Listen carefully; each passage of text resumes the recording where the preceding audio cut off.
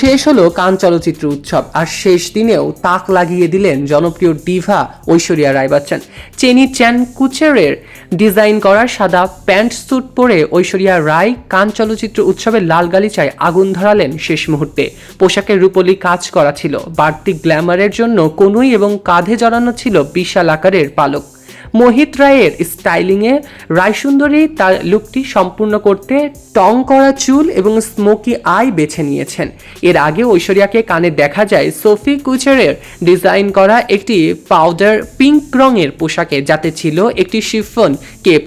পোশাকটি ফুলের নকশাও ছিল, যা গ্ল্যামার কোশ্চেনকে আরও বাড়িয়ে দিয়েছিল। ব্র্যান্ডটির অফিসিয়াল ওয়েবসাইট অনুসারে ঐশ্বরিয়ার পোশাকটির দাম $৩৫০০, যা ভারতীয় মুদ্রায় ৩,৫৪,০০০ টাকার মতো। এই দিনে পাশে ছিলেন তার মেয়ে আরাধ্যা, আর তারপরেই এই সাদা লুকে আবারও নজর কেড়েছেন রায়সুন্দরী ঐশ্বরিয়া। ঐশ্বরিয়ার এই লাস্ট লুকটি আপনাদের কেমন লেগেছে তা কমেন্ট সেকশনে জানাতে ভুলবেন না। সৈকত আহমেদ নূর, সেলিব্রিটি লাইফলাইন।